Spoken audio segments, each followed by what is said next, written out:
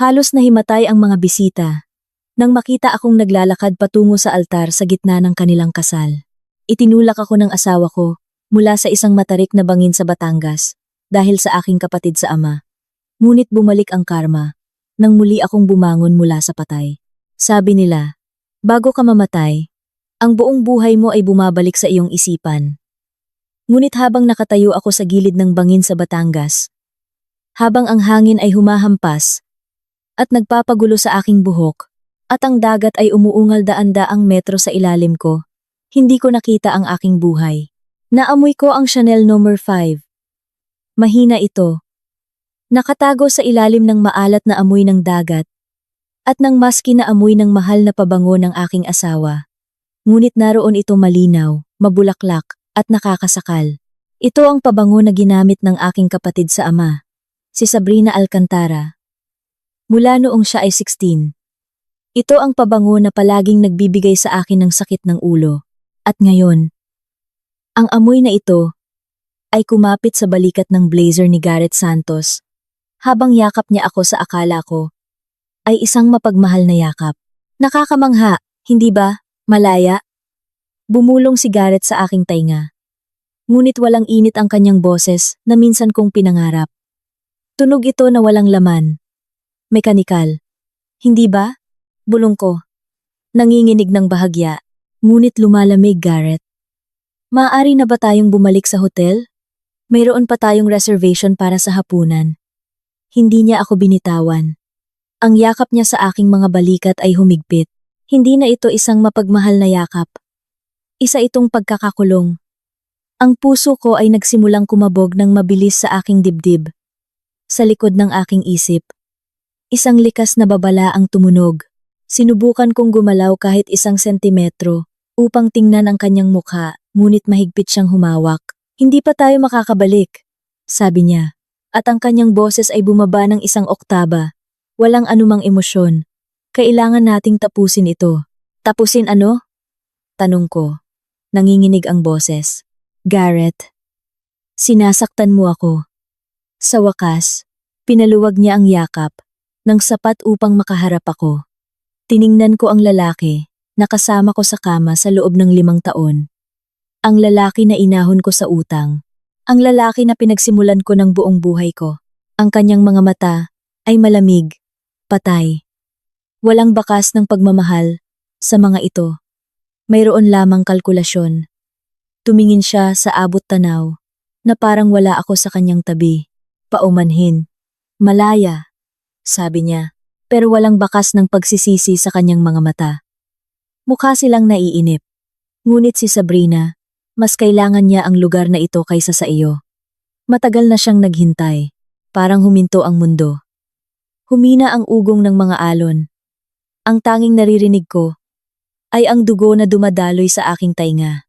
Si Sabrina, ang aking kapatid sa ama, ang babae na sinuportahan ko, pinondohan, at pinatawad ng paulit-ulit. Ang pabango sa kanyang blazer ay hindi nagkataon. Ito ay isang tanda ng pagmamay-ari. Ano ang sinasabi mo? Hirap kong sabi. Umatras. Ang aking takong ay sumabit sa isang maluwag na bato. Ang mga bato ay gumulong sa gilid, bumabagsak sa kailaliman. Paalam, malaya, bulong niya. Pagkatapos ay itinulak niya ako. Hindi ito pagkadulas. Hindi ito aksidente. Ito ay isang marahas. Sinadyang pagtulak gamit ang 2 kamay, diretsong tinarget sa aking dibdib. Ang lakas ng pagtulak ay nagpatalsik ng hangin mula sa aking mga baga. Nagsimulang kumapa sa hangin ang aking mga bisig, pilit na humahawak sa kawalan at sa kanyang blazer. Ngunit umiling siya at nagkibit balikat na parang nagpapagpag ng sinulid. Kinuha ng grabidad ang kontrol. Umikot ang kalangitan. Malabo ang matarik na gilid ng bangin. Hindi ako sumigaw. Hindi ko kaya. Basta bumagsak ako. Pinapanood ang silweta ng aking asawa na lumiliit, nang lumiliit, laban sa lumulubog na kalangitan. Ngayon, hayaan ninyo akong sabihin kung ano ang nangyayari kapag sinubukan kang patayin ng lalaking mahal mo. Ang pagbagsak ay tila walang hanggan, ngunit ilang segundo lamang iyon. Naalala kong, naisip ko ang tungkol sa mana na iniwan sa akin ng aking ama. Naalala ko ang pag-iisip na si Garrett ay nagtanong lamang tungkol sa isang sugnay sa aking insurance sa buhay noong nakaraang linggo. Ang tanga ko, ang bulag ko. Naghanda ako para sa impact.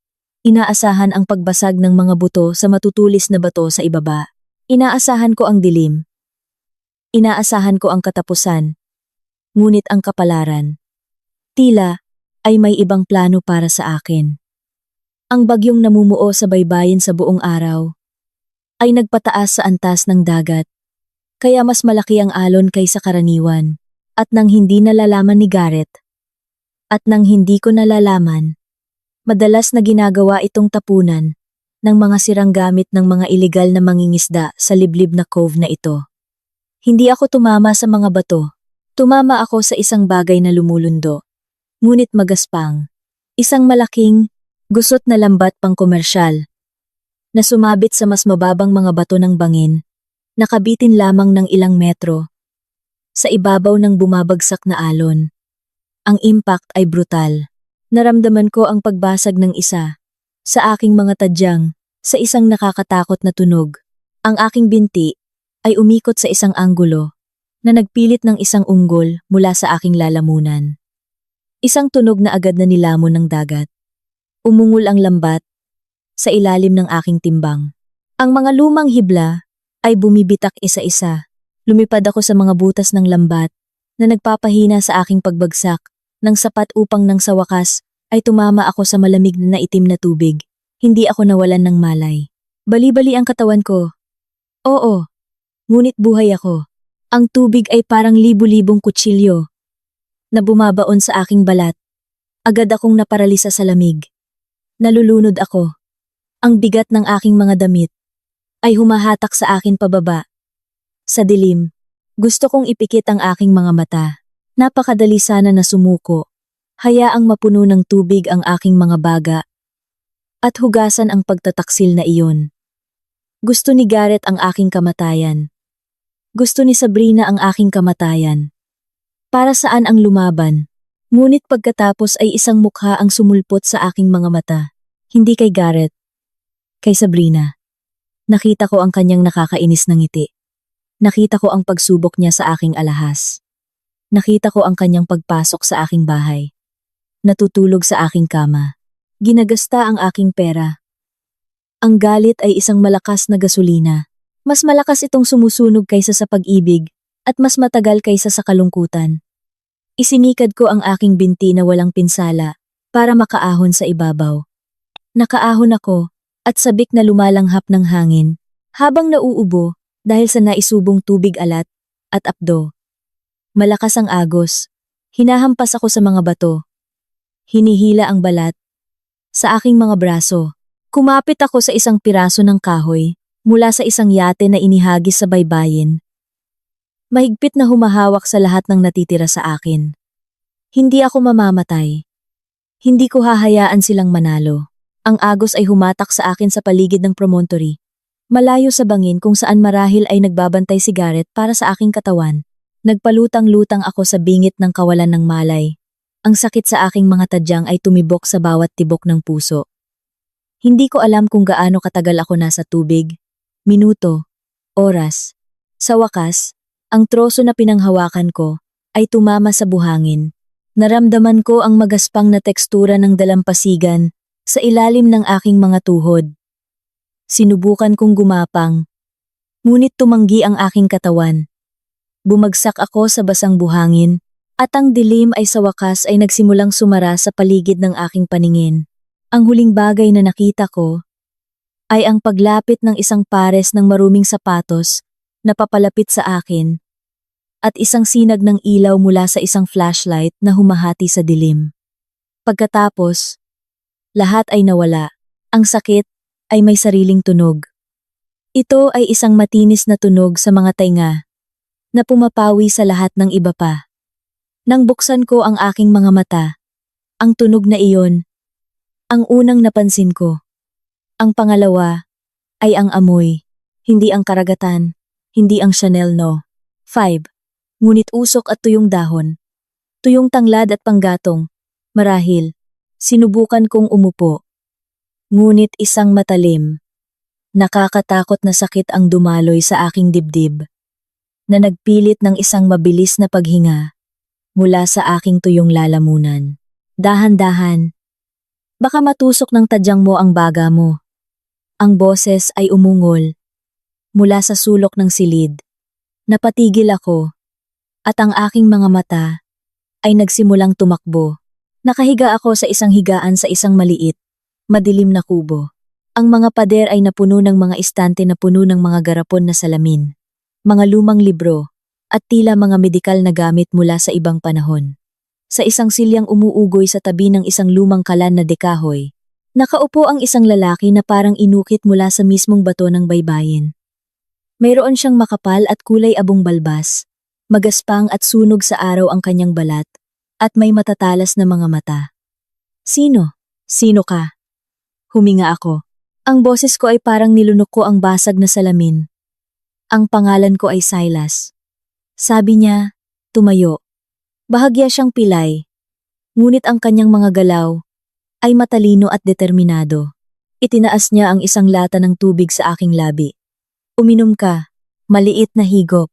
Uminom ako ng sabik. At ang tubig ay nagpagaan sa aking lalamunan. Nasaan ako? Mga 3 kilometro ka sa timog ng lugar kung saan ka nahulog, sabi ni Silas. Maingat na tiningnan ako. Basa atong pasasantungtan. BSLS Bu. Nakita kita na inihagis sa mabato, na dalampasigan, na parang isang piraso ng lumang kahoy. Maswerte ka na ang alon ay tumataas. Kung hindi, baka tinangay ka na ng agos. Sa gitna ng bukas na dagat, hinarap niya ang isang stool at umupo sa tabi ng kama. Mayroon kang 3 basag, na tadyang, isang mahabang hairline fracture sa iyong kaliwang binti, at napakaraming pasa na bugbog sarado at nangingitim ang buo mong katawan. Itinuwid ko ang iyong binti at binalutan ang iyong mga tadyang, habang ikaw ay walang malay. Natulog ka ng 2 araw. 2 araw. Ang katotohanan ay tumama sa akin, na parang pisikal na suntok. Sa loob ng 2 araw, nagpanggap si Garrett na nagluluksa na asawa. Sa loob ng 2 araw, siya ay malaya. Kailangan ko ng telepono. Sabi ko, sinubukan kong bumangon muli. Hindi pinansin ang matinding sakit sa aking tagiliran. Kailangan kong tawagan ng pulisya. Ang asawa ko, sinubukan niya akong patayin. Hindi mukhang nagulat si Silas. Hindi siya nagbuntong hininga. Hindi niya kinuha ang telepono. Tumango lamang siya ng dahan-dahan, na parang isang kwento na narinig na niya ng 1,000 beses. Akala ko rin. Sabi niya ng mahinahon, hindi karaniwan na mahulog ang mga tao mula sa bangin na ito na nakapormal na kasuotan, maliban kung may nagtulak sa kanila. Ngunit wala kang tatawagan ngayon. Bakit hindi? Pilit kong hiniling ang sagot, at nagsimulang lumaki ang takot sa aking dibdib. Nakikipagtulungan ba siya kay Garrett? Isa pa ba itong patibong? Dahil kung tatawagan mo ang pulisya ngayon, magiging isang hysterical na babae ka lamang, na may basag na binti, at isang kwento na mahirap patunayan, sabi ni Silas. At ang kanyang boses ay matigas, bagaman hindi malupit, at bukod doon, wala akong telepono. Nabubuhay ako sa labas ng sistema. Walang landline. Walang cellphone signal sa bangin na ito. Bumalik ako sa unan. At ang luha ng pagkabigo ay sumunog sa aking mga mata. Akala niya patay na ako. Iyan ang sinabi ni Silas. Itinuro ang kanyang matigas na daliri sa akin. Iyan ang iyong pinakamalaking kalamangan. Ang patay na kaaway ay isang pabaya na kaaway. Tumayo siya at lumapit sa isang maliit na mesa. Kinuha ang isang gusot na piraso ng lokal na pahayagan. Amoy ito ng bituka ng isda at lumang kape. Pinatag niya ito at ibinigay sa akin. Pumunta ako sa bayan kaninang umaga para mag-stock up, sabi niya. Nakita ko itong ginamit na pambalot sa aking pain. Kinuha ko ang papel, nanginginig ang aking mga kamay. Ito ay ang lokal na pahayagan. At doon, sa ika-4 na pahina, ay ang aking mukha. Ito ay isang larawan mula sa aking kasal, 5 taon na ang nakaraan. Mukha akong masaya, na puno ng pag-asa. Ang headline ay nagsasaad, kilalang lokal na arkitekto, ipinahayag na patay matapos ang isang trahedya na aksidente sa paglalakad. Binasa ko ang artikulo, at ang aking tiyan ay lumubog. Si Garrett ay gumawa ng isang obra maestra ng kasinungalingan. Ipinahayag niya na kami ay naglalakad upang panoorin ang paglubog ng araw. Nalumapit ako ng masyadong malapit sa gilid upang kumuha ng litrato, at ang lupa sa ilalim ng aking mga paa ay gumalaw. Siya ay lubos na nalulungkot. Siya ay hindi mapawi. Ang paghahanap ay ipinagpaliban. Dahil sa mapanganib na agos ng dagat, nagtapos ang artikulo. Ang isang memorial service ay pinaplano ng kanyang asawang si Garrett Santos at ng kanyang kapatid na si Sabrina Alcantara. Kanyang kapatid, hindi ang kanyang kapatid, sa ama, kapatid. Sinusulat na niya muli ang kwento. Plano nila ang aking libing. Bulong ko. Ang papel ay nakayupi sa aking saradong kamao. Hindi man lang nila ako hinahanap. Gusto lang nila akong mawala. Ganoon ang hitsura, sabi ni Silas. Naglagay ng kahoy sa apoy. Ang mga spark ay lumipad sa chimney.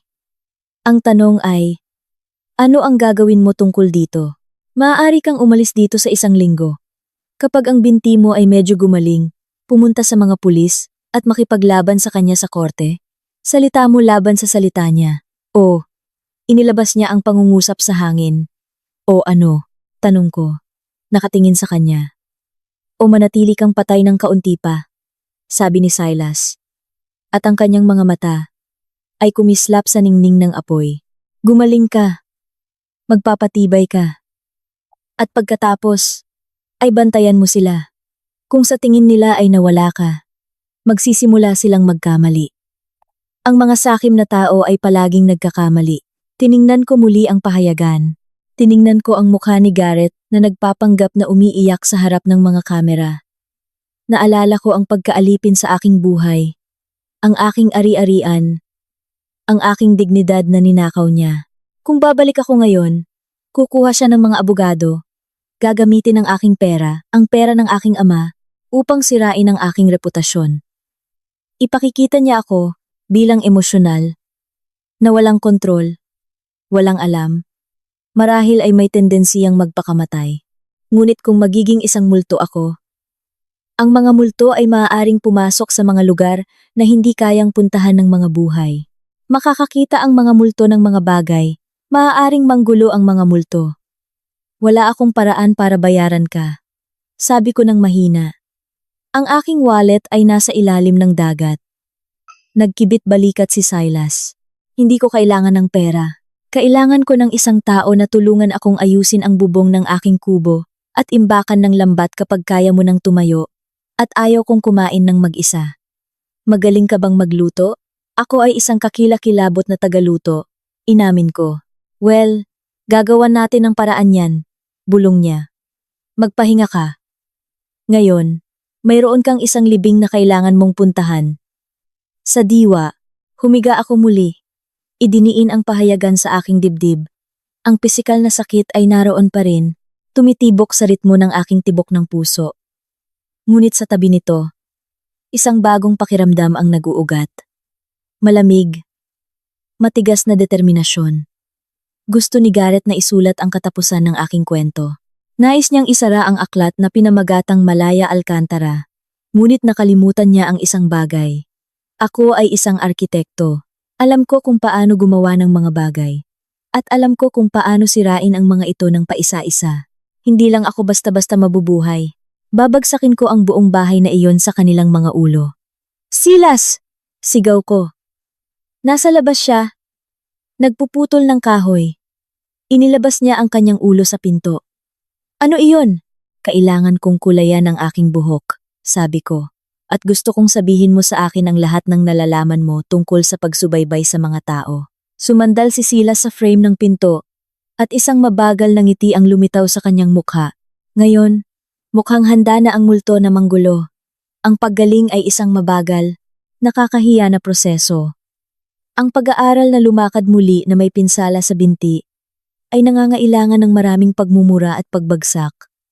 Ngunit si Silas ay isang walang awa na guro. Ginawa niya ako ng isang tungkod mula sa isang piraso ng anod na kahoy at pinilit akong mag-march sa pataas at pababa sa mabato na landas sa likod ng kubo hanggang sa masunog ang aking baga at sumakit ang aking binti. Ang sakit ay senyales lang. Sabi niya, kapag gusto kong sumuko, sinasabi nito sa iyo na buhay ka. Gamitin mo ito. 3 linggo, matapos ang pagbagsak, nakakagalaw na ako. Hindi ako mabilis. At mayroon akong pilay na maaaring hindi kailanman mawala. Ngunit kaya kong gumalaw. Panahon na upang makipag-ugnayan sa tanging tao sa mundo na maaaring maniwala sa akin. Dinala ako ni Silas sa bayan. Gamit ang kanyang sira-sirang, lumang truck, pumarada kami sa likod ng isang abandonadong gasolinahan. Upang maiwasan ang mga kamera ng bayan, ibinigay niya sa akin ang isang lumang telepono na may pre-registered na SIM card mula sa black market. Huwag mong sabihin sa kanya kung nasaan ka, maikli niyang binalaan. Sabihin mo lang sa kanya ang kailangan niyang malaman. Nanginginig ang aking mga kamay habang dinayal ko ang pribadong numero ni Donovan Reyes. Si Donovan ang matalik na kaibigan at abogado ng aking ama sa loob ng 30 taon.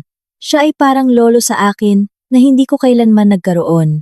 Donovan Reyes, sagot niya sa kabilang linya. Ang kanyang boses ay magaspang at pagod. Tunog ito ng isang tao. Nakararating lang mula sa mga libing kamakailan. Donovan! Sabi ko. At ang boses ko ay nabasag. Ako ito. Malaya.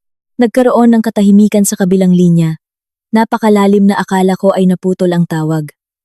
Pagkatapos, narinig ko ang isang mabilis na paghinga. Malaya.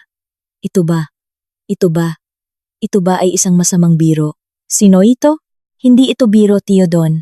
Sabi ko, gamit ang isang palayaw na hindi ko ginamit mula pagkabata. Tanungin mo ako, tungkol sa asul na kuneho. Ito ay isang pagsubok, nang ako ay 5 taong gulang. Inilibing ko ang isang asul na laruan na kuneho sa kanyang hardin. Tanging siya, at ako lang ang nakakaalam tungkol dito. Oh my God! Bulong niya. Ang kanyang propesyonal na maskara ay nabasag sa isang iglap. Malaya, Diyos ko! Natagpuan nila. Sinabi nila na nahulog ka. Garrett ang nagsabi. Itinulak ako ni Garrett. Putol, ko, at ang aking boses ay naging nagyayelo. Itinulak niya ako, Donovan. Sinubukan niya akong patayin para sa trust fund. Alam ko na, bulong ni Donovan. Ang kalungkutan sa kanyang boses ay agad na napalitan ng isang matalim, mapanirang tono ng isang bihasang abogado. Hindi ko kailanman nagustuhan ang hambog na iyon. Alam ko na may mali nang dumating siya sa aking opisina isang araw, matapos ang aksidente at nagtanong tungkol sa mabilis na paglabas ng mga pondo. Ano ang ginawa niya? Kahit na inaasahan ito, ang marinig ang kumpirmasyon ay nagpainit ng aking dugo. Sinubukan niyang mag-file, sabi ni Donovan. At ang pagkasuklam ay tumulo sa bawat salita niya. Dinala niya si Sabrina.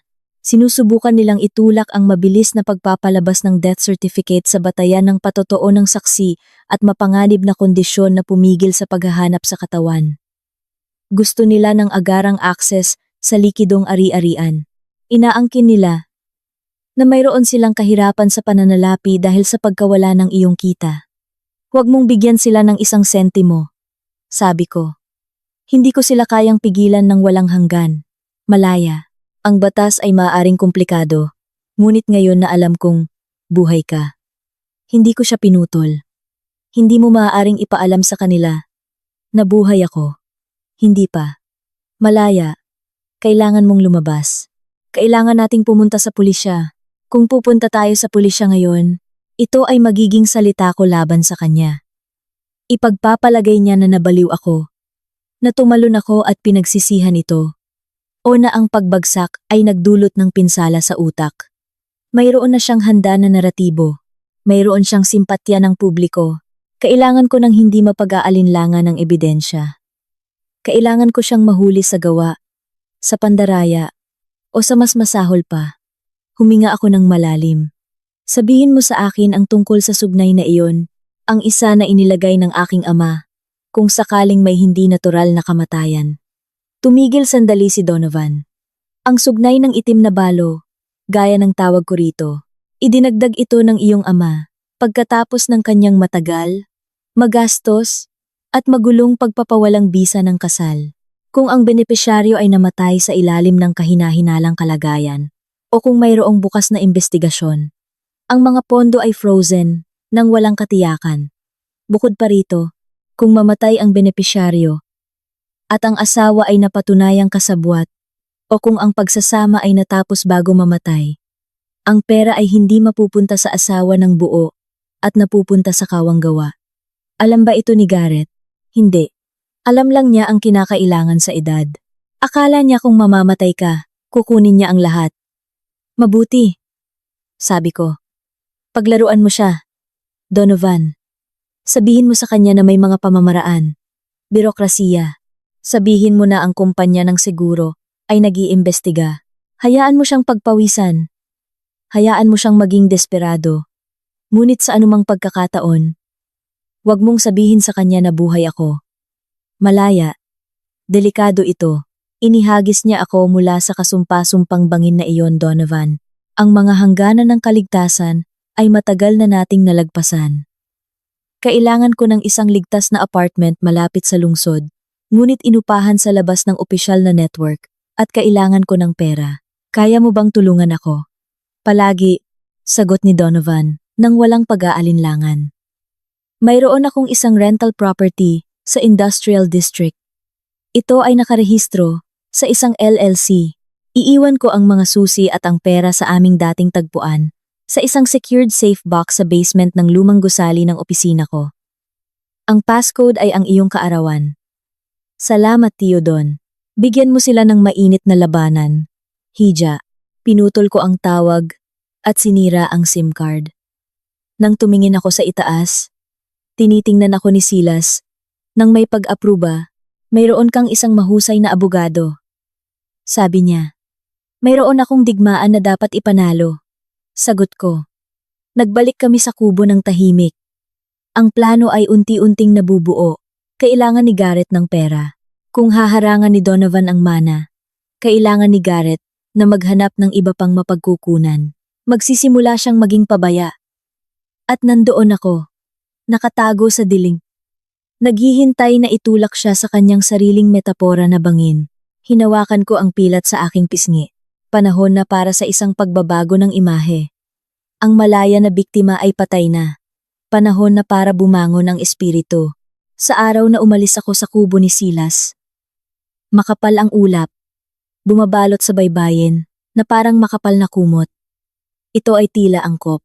Lumabas ako mula sa kanlungan pabalik sa larangan ng digmaan. Ingatan mo ang iyong sarili, bata. Sabi ni Silas. Inabot sa akin ang isang maliit na pocket knife. Hindi ito para sa pagbabalat ng mansanas. Kung lalapit ulit siya, gamitin mo ito. Sana. Hindi ko na kailanganin. Sabi ko. Niyakap ang matandang nagligtas ng aking buhay. Salamat, Silas. Sa lahat, tiyakin mo lang na manalo ka. Bulong niya. Tumalikod upang itago ang emosyon sa kanyang mga mata. Sumakay ako sa bus papunta sa lungsod. Nakayuko ang aking ulo. Nakasuot ng malaking hoodie. Ang aking binti ay sumasakit sa bawat hakbang. Isang patuloy na paalala ng aking misyon. Kinuha ko ang pakete mula sa tagong safe box sa basement. Matagumpay si Donovan. Sa loob ay isang makapal na tumpok ng pera, mga susi sa apartment, at isang bagong smartphone. Ang apartment ay nasa isang simpleng komunidad ng mga manggagawa sa lungsod na may mga bintana na nakaharap sa isang maingay na expressway. Ito ay perpekto. Anonymous. Ang unang 2 araw ay ginugol ko sa paggawa nito na isang command center. Bumili ako ng mga laptop na may malinis na operating system, isang long-range na binocular, at mga kagamitan sa pakikinig. Ngunit una, kailangan kong ayusin ang aking mukha sa salamin. Hindi ako maaaring maglakad sa kalye na mukhang si Malaya Santos. Hindi pa. Nakatayo ako sa matalim na fluorescent na ilaw ng banyo, nakatingin sa aking refleksyon. Ang aking maitim na kayumanggi buhok, ang parehong buhok na gusto ni Garrett na salabutin ng kanyang mga daliri, ay kailangan kong mawala.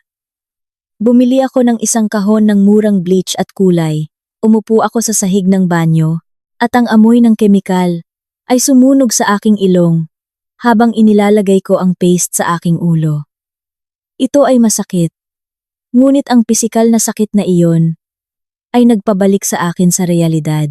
Nang hugasan ko at tuyuin ang aking buhok, napabuntong hininga ako. Ako ay blonde. Platinum blonde. Ito ay isang shock. Ngunit mayroon din itong simbolikong dimensyon. Blonde ang buhok ni Sabrina. Ipinagmamalaki niya ang kanyang natural na ginintuang buhok, na siguradong nagkakahalaga ng 15,000 piso bawat buwan sa salon. Sa pamamagitan ng pagiging blonde, naging bagay ako na hinahangad ni Garrett. Nagtatago ako sa paningin ng lahat. Pinutol ko ito ng maikli sa isang matapang na bob cut na napakabagay at malinaw na nagpapatingkad sa aking panga. Naglagay ako ng makapal na makeup upang takpan ang natitirang mga pasa. Ngunit iniwan ko ang pilat sa aking pisngi na nakikita. Pinapatingkad ito ng lapis upang magmukhang isang matanda, matigas na sugat. Hindi isang sariwang pinsala. Sa madilim na salamin at isang leather jacket mula sa isang thrift store. Hindi na ako mukhang isang marangyang arkitekto. Mukha akong isang tao na ayaw mong kalabanin sa isang madilim na eskinita. Natapos ang unang hakbang. Ang ikalawang hakbang ay reconnaissance. Alam ko ang rutina ni Garrett. Alam ko na ipinapark niya ang kanyang BMW sa VIP parking malapit sa opisina. Alam ko ang code para sa kanyang kotse dahil ginamit niya ang kanyang kaarawan para sa lahat na isang perpektong patunay ng kanyang narcissism. Nagrenta ako ng isang mura, ganap na hindi kapansin-pansin na sedan at nagmaneho patungo sa financial center. Nagpark ako sa tapat ng kanyang opisina at naghintay. Sa 12:30, bumukas ang mga pinto ng salamin. Huminga ako. Narito siya. Si Garrett. Mukha siyang maayos. Mas mahusay kaysa sa maayos. Nakasuot siya ng bagong Italianong suit. Nagtatawanan siya sa kung ano sa kanyang telepono. Walang bakas ng pagluluksa sa kanyang postura. Walang bigat sa kanyang mga balikat. At pagkatapos ay lumabas siya, si Sabrina. Suot niya ang aking Americana. Ang klasikong Burberry na binili ko sa London 3 taon na ang nakaraan. Hawak niya ito sa kanyang braso. Pagmamay-ari niya ito. Kinukuha ito para sa kanyang sarili. Mukha siyang nagniningning, nagliliwanag sa tagumpay. Tinitigan ko sila sa pamamagitan ng aking binocular, at ang aking mga kamay ay humigpit sa manibela, kaya't ang balat ay umungol. Huminto sila sa kurbada. Yumuko si Garrett at hinalikan siya. At hindi ito isang mabilis na halik sa pisngi. Ito ay isang malalim, madamdaming halik doon sa publiko. Wala pang 1 buwan matapos ang aking di umano'y kamatayan. Mga halimaw kayo, bulong ko. At ang luha ng galit ay bumalik sa aking mga mata. Hindi man lang kayo naghintay. Na lumamig ang aking katawan. Sumakay sila sa kanyang kotse at umalis. Sinundan ko sila. Nagpapanatili ng ligtas na distansya. Hindi sila pumunta sa sementeryo. Hindi sila pumunta sa opisina ng abogado. Pumunta sila sa isang showroom ng mga mararangyang kotse. Pinanood ko mula sa parking lot sa tapat habang umiikot sila sa isang nagniningning na pulang Porsche. Itinuro ni Sabrina. Nagtawanan. Umikot sa paligid ng kanyang sarili. Tumango si Garrett. Pumirma sa reservation form para sa kotse. At nag-iwan ng post-dated check. Naglalabas siya ng pera na wala pa siya. Umasa siya sa payout ng seguro. Ginagamit niya ang aking kamatayan upang bumili ng laruan para sa aking mamamatay tao. Inilabas ko ang aking telepono at nagsimulang kumuha ng litrato. 10 litrato. Ito ay purong ginto sa korte. Isang nagluluksa na asawa at hipag na bumibili ng mga sports car habang ang asawa ay nawawala. Maganda ito sa korte at mas mahusay sa korte ng opinyon ng publiko. Ngunit hindi pa ako handa na ilabas ito. Kailangan kong matuto pa. Kailangan kong makita kung gaano kalalim ang bulok. Sa gabing iyon, sa ilalim ng dilim, nagmaneho ako sa bahay. Ang aking bahay, isang modernong mid-century villa na dinisenyo ko mismo, ay nakatayo sa isang burol, hiwalay, at maganda. Ipinark ko ang aking sasakyan ng 2 kilometro ang layo at lumakad sa kagubatan. Ang aking binti ay nagpoprotesta sa bawat hindi pantay na hakbang. Alam ko ang mga dead spot ng pagsubaybay dahil ako ang gumuhit ng mga plano ng gusali. Gumapang ako sa likuran ng garahe. Malakas ang tibok ng puso ko habang kumonekta ako sa panlabas na kahon ng pag-install. Ikinabit ko ang aking laptop sa sistema ng smart home. Hindi kailanman nag-abalang baguhin ni Garrett ang master administrator password. Palagi niyang sinasabi na ang teknolohiya ay ang aking forte. Malaking pagkakamali, Garrett. Bulong ko. Pinanood ko ang progress bar na naglo-load. 98%, 99-100. Access granted. Nasa loob ako. Kontrolado ko ang mga kamera, mikropono, ilaw, thermostat. Kandado. Isinuot ko ang aking headphone at nag-click sa live feed ng sala. Si Garrett at Sabrina ay nakaupo doon, umiinom ng aking vintage wine. Relax, babe, sabi ni Garrett. Si Donovan ay nagpapanggap lang na matalino. Darating ang pera. Nasa panig natin ang batas. Ayoko maghintay, sabi ni Sabrina. Itinapon ang kanyang mga paa sa suwed na puting sofa. Nakasapatos pa rin siya kahit marumi ito. Ayoko ng bahay na ito. Lahat dito ay nagpapaalala sa akin sa kanya. Ibenta natin ito sa sandaling lumipat ang pagmamay-ari, pangako ni Garrett. Bibili tayo ng penthouse sa sentro. Tayo lang. Walang multo ni Malaya na manggugulo sa atin. Ngumiti ako sa dilim. Oh, hindi niyo pa nga alam. Bulong ko. Sa loob ng sumunod na linggo, naging isang digital na manonood ako sa sarili kong bahay.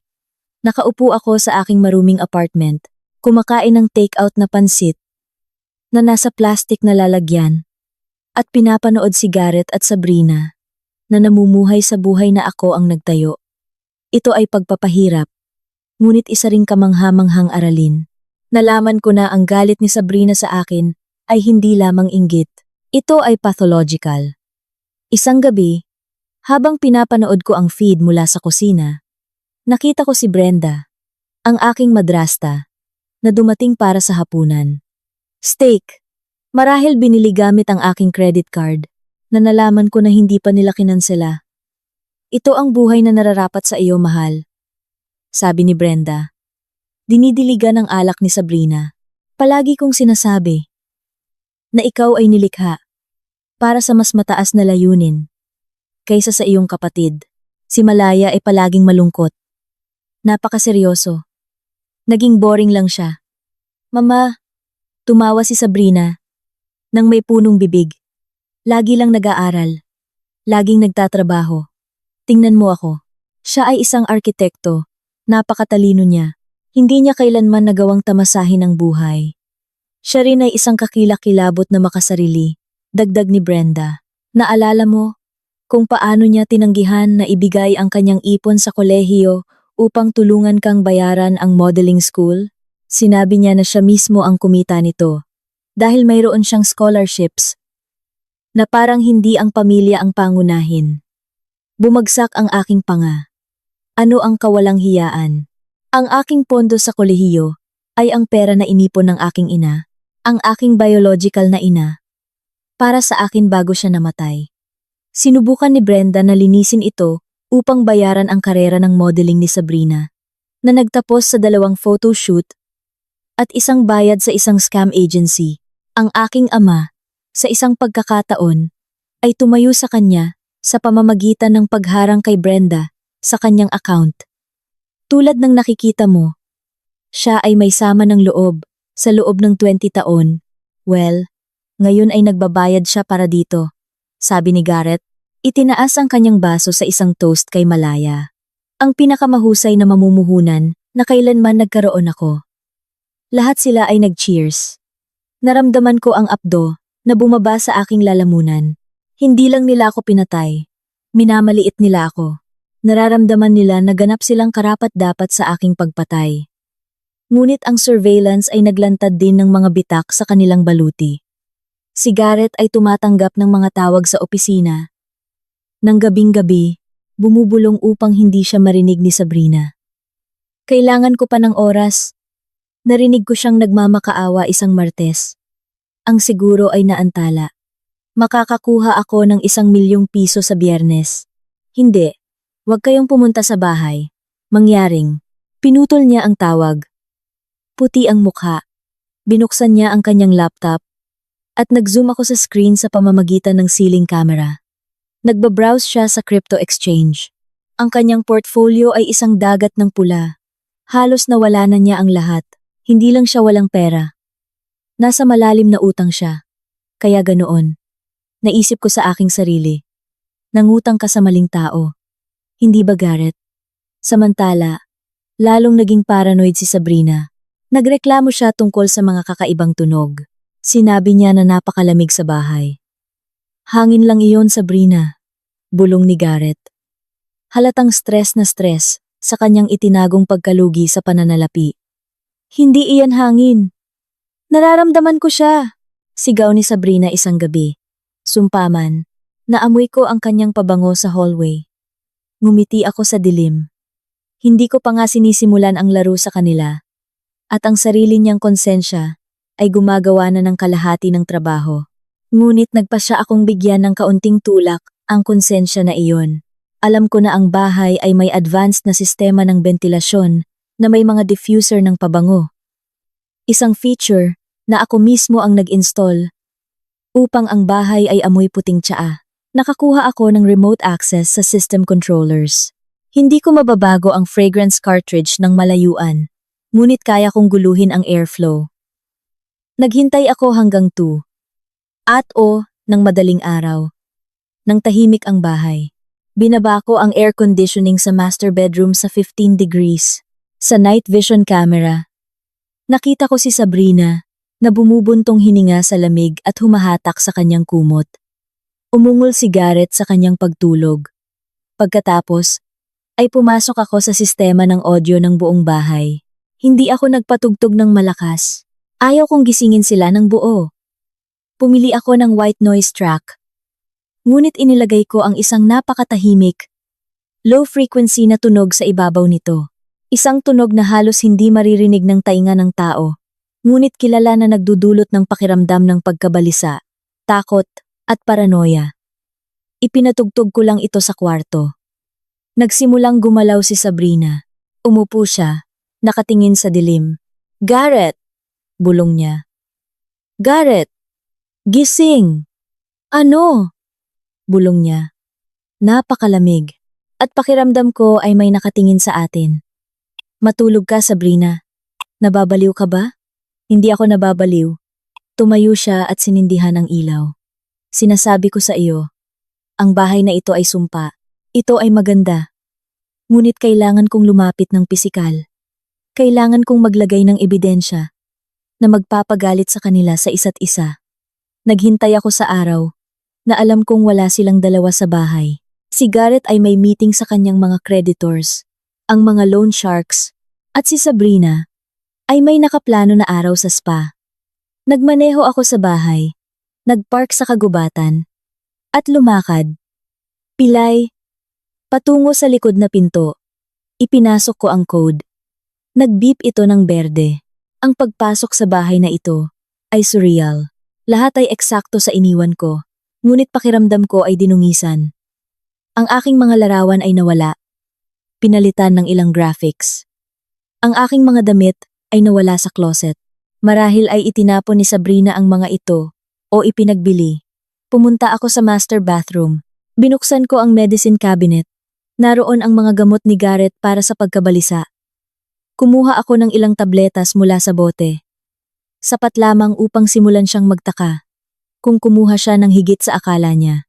Pagkatapos ay pumunta ako sa guest room, kung saan inilalagay ni Sabrina ang kanyang mga stock ng shopping bags. Nakita ko ang isang bote ng kanyang Chanel No. 5. Dinala ko ito sa garahe. Masaganang inisprayan ko ang upuan ng driver sa BMW ni Garrett. Pagkatapos ay kinuha ko ang lipstick sa isang kulay na minsan kong ginamit, isang malalim, pulang dugo, at iniwan ang isang pinong bakas sa kwelyo ng isa sa mga puting kamiseta ni Garrett na nakasabit sa laundry. Ito ay isang klasikong galaw. Simple, halos banal, ngunit para sa isang babae na katulad ni Sabrina, na ang buong relasyon kay Garrett ay binuo sa pagtataksil, ito ay isang nuclear strike. Mararamdaman niya ang kanyang sariling pabango sa kanya at wala siyang iisipin. Ngunit ang lipstick ay hindi ang kanyang lipstick. At kung iisipin niya na niloloko siya ni Garrett, well, ang magnanakaw ay palaging pinakamatatakot na siya mismo ang nanakawan. Umalis ako sa bahay. Iniwan ang likod na pinto na bahagyang bukas. Sapat lamang upang mag-trigger ng isang bukas na abiso sa pinto sa telepono ni Garrett sa huli, na pinapaisip sa kanya, na nakakalimutan siya, ang mga binhi ay itinanim. Ngayon, kailangan ko lang maghintay para sa mga damo na lumago. Ang mga kahihinatnan ay agad at kahanga-hanga. Kinabukasan, pinapanood ko ang footage mula sa kitchen feed. May hawak na tasa ng kape. Sinubukan ni Garrett na uminom ng kanyang espresso. Ngunit nanginginig ang kanyang kamay kaya halos hindi niya mahawakan ang tasa. Ang alerto sa bukas na pinto, na sadyang ipinilit ko, ay nagpabalik sa kanya sa gitna ng gabi, paikot-ikot sa bahay, na may hawak na baseball bat. Mukha siyang lubos na pagod. Halos nakakapagod. Pagkatapos ay pumasok si Sabrina sa kusina. May hawak na puting kamiseta. Sino siya? Sigaw niya. Itinapon ang kamiseta sa kanya. Nabigla si Garrett. Ibinuhos ang kape diretso sa marble countertop. Ano ang sinasabi mo? Ang lipstick. Garrett, sino siya? May kasama ka bang iba? Ito ba ang lugar na pinupuntahan mo? Kapag sinasabi mo sa akin na nakikipagkita ka sa mga mamumuhunan? Wala akong kasama. Sigaw ni Garrett bilang tugon. Mabilis na tumayo mula sa countertop. Sinusubukan kong iligtas tayo mula sa pagkawala ng lahat. Hindi ko nga alam kung paano iyan napunta doon. Baka luma na iyan. Baka bakas iyan ni Malaya. Hindi ganoong kulay ang ginamit ni Malaya. Sigaw ni Sabrina ng matinis. Ang kanyang boses ay halos nabasag. Gumagamit siya ng boring. Walang kulay na lipstick. At ito ay pulang dugo. Sino siya? Ikaw. Walang hiya ka. Sumigaw si Garrett ng malakas. At ito ay isang malupit, mapanuyang tunog na malungkot na umalingaw-ngaw sa buong kusina. Ito ay napakatibay na salita. Lalo na mula sa bibig ng isang babae na walang pag-aalinlangan na nakipagtulog sa asawa ng kanyang sariling kapatid. Tinampal ni Sabrina siya ng malakas. Ito ay isang matalim, malakas na sampal. Ang tunog nito ay halos nagpayanig sa mga pader ng kusina. Huwag kang magsalita ng ganyan sa akin! Bulong niya, nang galit sa pamamagitan ng kanyang nakasarang ngipin. Ako lang ang dahilan kung bakit malapit ka sa pera. Kung pupunta ako sa pulisya, at sasabihin kung ano talaga ang nangyari sa bangin na iyon. Agad na hinawakan ni Garrett ang kanyang pulso. Ang kanyang mukha ay nagbago sa isang segundo. Ang maskara ng isang maamong tao ay ganap na nawala. Bakas ang matinding panganib sa kanyang mukha. Hindi ka magsasabi ng isang salita. Bulong niya ng malalim at mapanira. Dahil kung ako ay babagsak, Sabrina, ikaw ay sasama sa akin. Tinulungan mo akong planuhin ito. Ikaw ang nagsagawa ng reconnaissance sa lugar na iyon. Ikaw ang bumili ng mga tiket. Ikaw ay kasabwat sa tangkang pagpatay. Kaya, umupo ka at manahimik. Agad kong pinindot ang record button sa aking laptop. Nakuha ko na kayo. Hindi pa ito ganap na pag-amin sa pagtulak, ngunit nagbigay ito ng hindi maikakailang ebidensya ng isang sabwatan. Ito ay isang makapangyarihang bargaining chip, isang perpektong leverage, ngunit kailangan ko pa ng higit pa. Kailangan kong ipaamin sa kanila. Nang hayagan ang pisikal na pagtulak sa akin sa bangin. Nagpa siya akong palakasin, nang husto ang psikolohikal na digmaan na ito. Si Garrett ay may matinding allergy sa mga liriyo. Hindi ito nakamamatay, ngunit sapat upang ang kanyang mga mata ay mamaga ng labis sa loob ng ilang minuto at ang kanyang lalamunan ay magsimulang mangati ng labis at masakit. Ito ang nag-iisang detalye na palagi kong pinangangalagaan nang masakit sa aming pinagsamahang tahanan. Tinitiyak na walang anumang floral arrangement ang naglalaman ng mga halaman na iyon. Nag-order ako sa isang lokal na florist ng isang napakalaking, kapansini-pansing bouquet ng mga liryo, ang pinakamatapang na amoy. Humingi ako ng isang simpleng, maikli na card na nagsasabing, "Iniisiip kita." Walang pirma. Inutusan ko itong ihatid diretso sa kanyang opisina, hindi sa bahay. Nang tiningnan ko ang audio feed mula sa bag, sa kanyang opisina mamaya sa hapon, ito ay tunog lamang ng walang larawan. Narinig ko si Garrett na bumabahin ng labis at walang tigil. "Alisin niyo sa akin ang pesting ito!" Sigaw niya sa kanyang assistant. "Sino ang nagpadala nito?" "Walang pangalan, sir. Ang card lang, siya iyon." Bulong niya sa sarili. At sa kanyang boses ay malinaw kong narinig ang lumalaking, nakakaparalisang takot. "Si Sabrina iyan." Sinusubukan niya akong parusahan. Agad niyang tinawagan si Sabrina. "Nagpadala ka ba ng mga liryo sa aking opisina?" Pilit niyang hiniling ang sagot. Ang kanyang boses ay binago at binago ng isang kakila-kilabot na sipon at pamamaga. "Ano? Nasa mall ako ngayon. Huwag kang magsinungaling sa akin. Alam mong may allergy ako sa kanila. Gusto mo ba akong bulagin? Wala akong ipinadala. Ikaw paranoid." Nagputol sila ng tawag. Itinapon ang mga telepono. Ang paranoia ay nasa advanced na yugto. Hindi na sila isang cohesive team. Sila ay naging mortal na kaaway, na nakakulong sa isang naglulubog na barko. Nang gabing iyon, nagpasya akong ilabas ang aking ace. Nai-record ko na dati ang isang maikling audio snippet mula sa isang lumang home video, mula sa aming mas masarap na panahon. Ito ay ang aking tawa lamang. Isang tahimik, masayahin, puno ng kaligayahan na tawa mula sa panahon na ang lahat ay tila totoo pa. Naghintay ako hanggang eksaktong 3:33 ng madaling araw, oras ng mga multo. Pumasok ako sa smart speaker na naka-install sa hallway.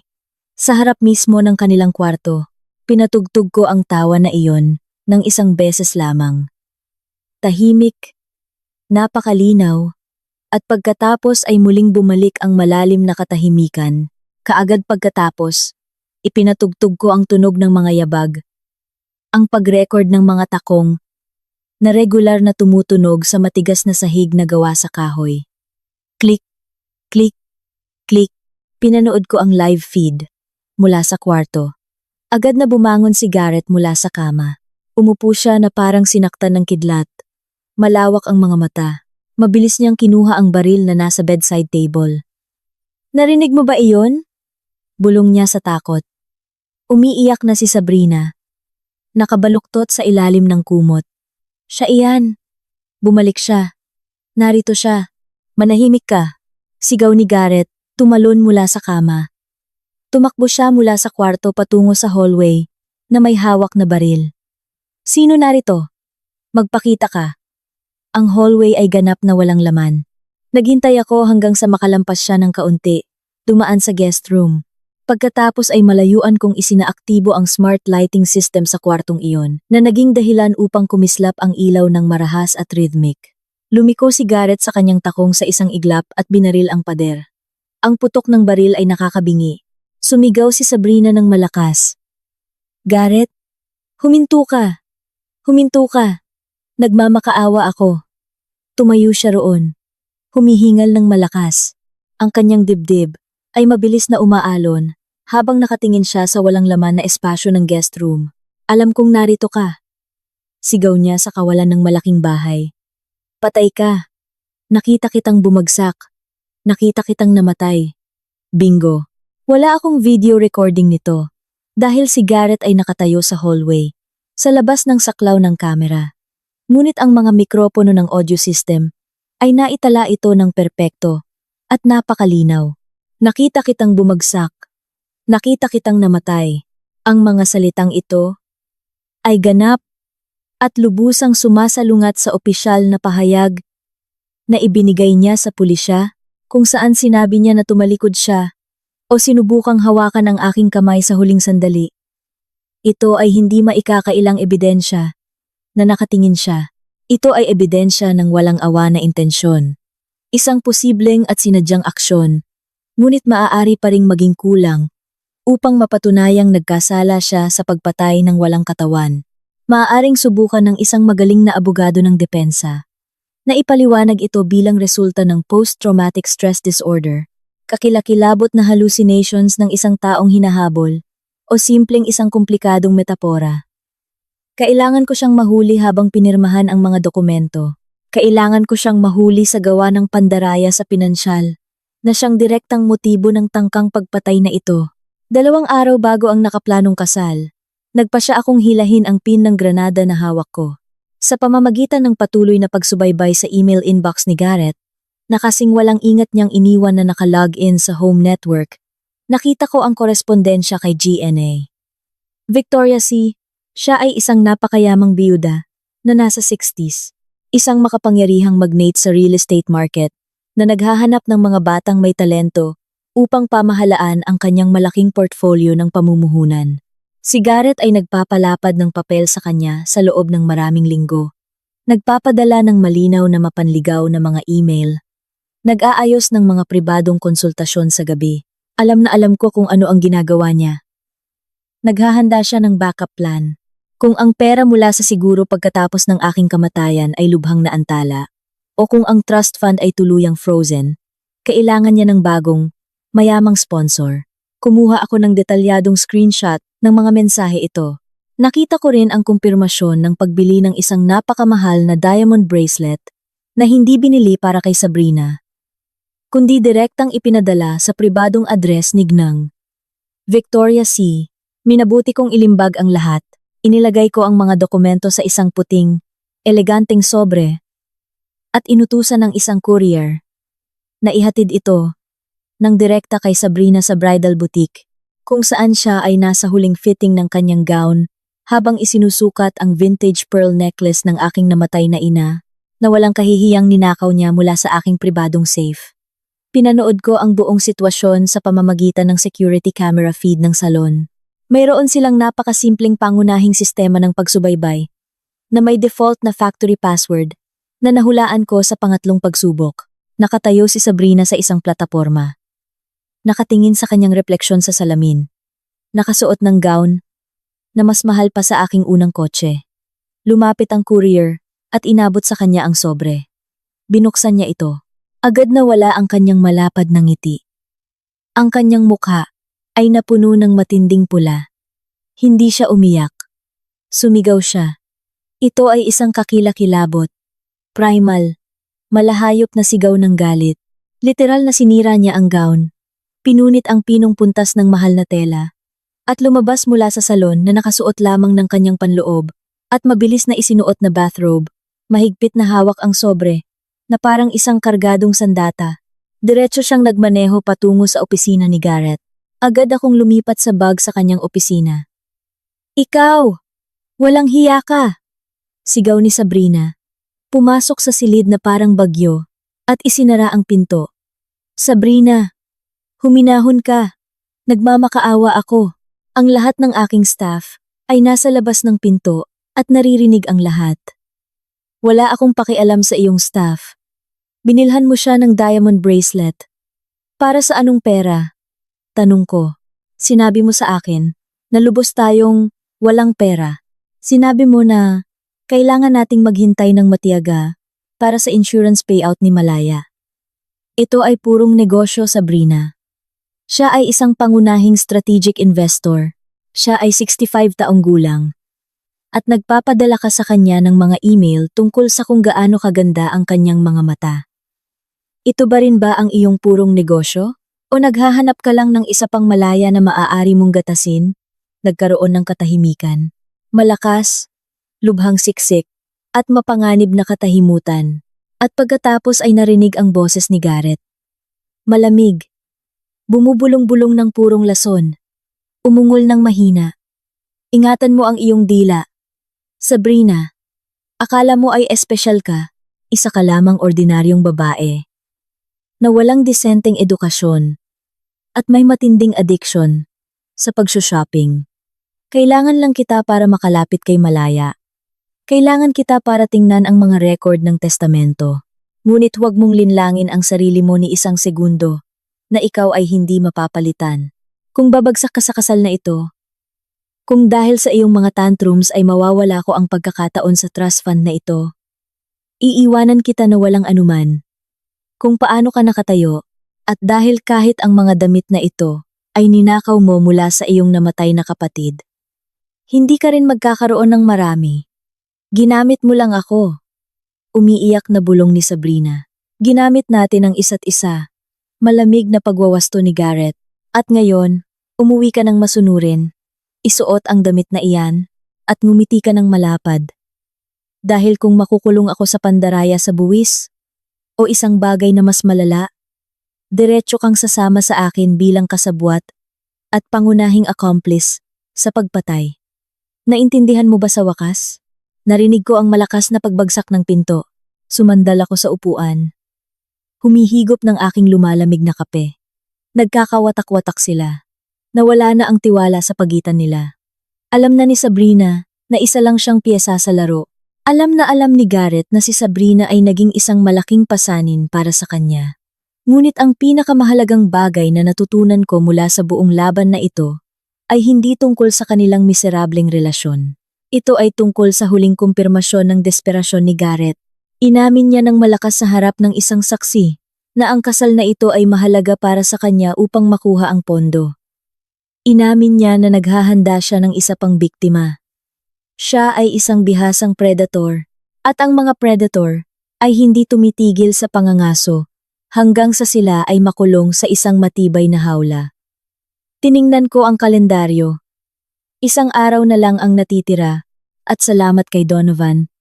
Ang huling bitag na ito ay inilatag ng perpekto para sa araw ng kanilang kasal.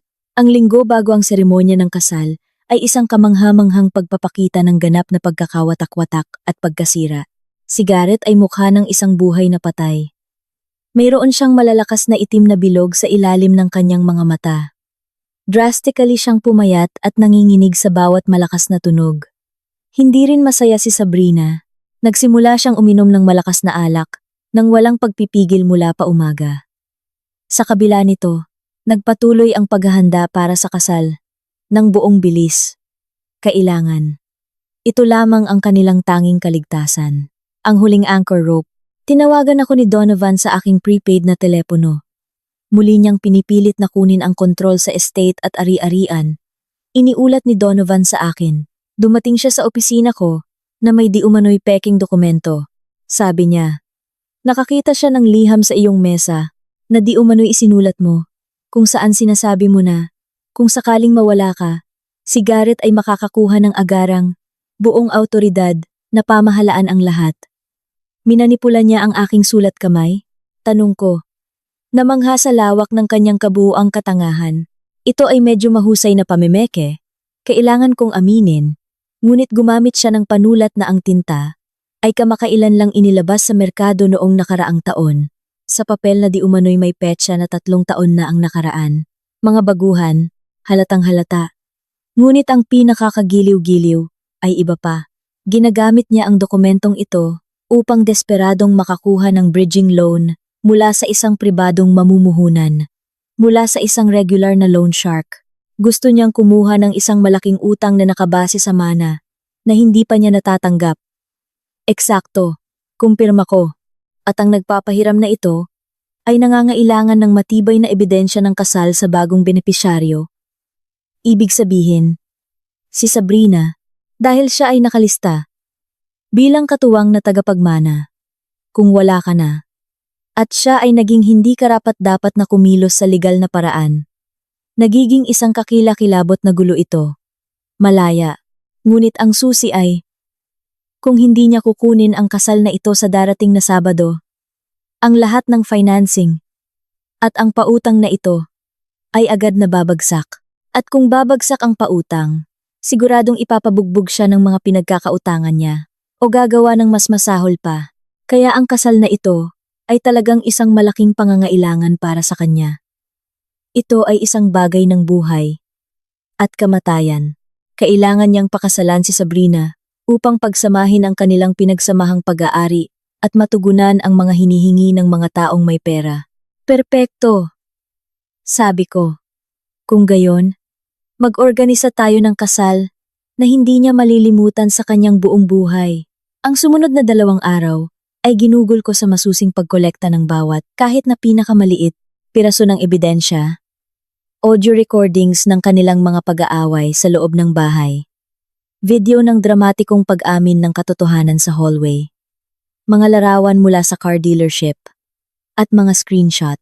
Nagdodokumento ng kanyang malalaking pagkalugi sa cryptocurrency, pati na rin ang kumpletong log ng sistema na nagpapakita kung paano siya pumasok sa aking mga bank account, na sadyang pinayagan ko upang maitala ng sistema ang IP address na direktang patungo sa kanyang personal na telepono. Pinagsama ko ang lahat ng ito sa isang cohesive multimedia presentation. Isang digital slideshow diretso sa impyerno. Tinawagan ko ang hotel kung saan gaganapin ang kasal. Sa pagpapanggap bilang assistant ng kanilang pangunahing wedding coordinator, direkta akong nakipag-ugnayan sa technician na responsable para sa multimedia at AV system. Gusto ni G. Santos ng sorpresa sa anyo ng isang espesyal na video montage para sa nobya. Sabi ko sa aking pinakamasaya, profesional na boses, na ipadala na niya ang file. Maaari ko ba itong ipadala sa iyo sa email? Kailangan itong i-broadcast agad pagkatapos ng panunumpa sa kasal, bago mismo ang unang halik. Isang malaking sorpresa para sa lahat. Oo naman, sagot ng technician, mangyaring ipadala. Aayusin ko iyan. Ipinadala ko ang file. Ito ay protektado ng password. Sinabi ko sa kanya na, para sa mga kadahilan ng pangsiguridad, ipapadala ko sa kanya ang password sa pamamagitan ng SMS sa araw ng seremonya lamang. Lahat ay nakaayos na. Isa na lang ang natitira. Isang huling maluwag na dulo. Si Brenda. Ang aking madrasta ay kahina-hinalang tahimik. Sa buong panahong ito, nag-login ako sa mga home camera sa huling pagkakataon. Nakaupo si Brenda sa sala kasama si Sabrina. Sigurado ka ba sa lahat ng ito, anak? Tanong ni Brenda. Bahagyang inaayos ang belo ni Sabrina. Parang sigaret ay labis na hindi matatag sa kaisipan kamakailan. Wala akong pakialam kung siya ay baliw, mama, matulis na sagot ni Sabrina. May halaga siyang mahigit 20 milyong piso. Sa sandaling ilabas ng opisina ang death certificate na iyon. Kapag pinakasalan ko siya, kalahati niyon ay legal na sa akin. Kung ako ay magkakaroon ng problema sa daan, patatalsikin ko lang siya at kukunin ang aking bahagi sa ari-arian. Kailangan ko lang ng singsing sa aking daliri. Ito ang aking matalinong babae. Ngumiti ng malapad si Brenda. Matalino, hindi tulad ni Malaya. Hindi niya kailanman naunawaan sa kanyang buhay na ang pag-ibig ay simpleng transaksyon sa negosyo. Isinara ko ang aking laptop. Ang aking kamay ay nanginginig, ngunit hindi dahil sa takot. Ito ay purong, malamig, walang awa na galit, para silang mga buwitre. Sinisira nila ang aking mga buto bago pa man ako mailibing. Ang pag-ibig ay isang transaksyon sa negosyo. Paulit-ulit kong sinabi ng mahina sa walang laman na apartment. Mainam. Kung gayon, tapusin natin ang kasunduan na ito. Tiningnan ko ang puting suit na nakasabit sa pintuan ng aparador. Ito ay hindi kapanipaniwalang matikas. Perpektong tinahi. Nagpapalabas ng malakas na lakas. Ito ang baluti ng isang babae na nagtatayo ng mga skyscraper. Bukas, hindi na ako magtatago sa anino. Bukas, hindi na ako magiging multo sa hallway o isang tahimik na boses mula sa speaker. Bukas, magiging isang nagwawasak na bagyo ako. Tiningnan ko ang aking telepono. Isang bagong mensahe mula kay Donovan. Narito na ang pulisya. Handa na. Magtatrabaho sila ng walang uniforme.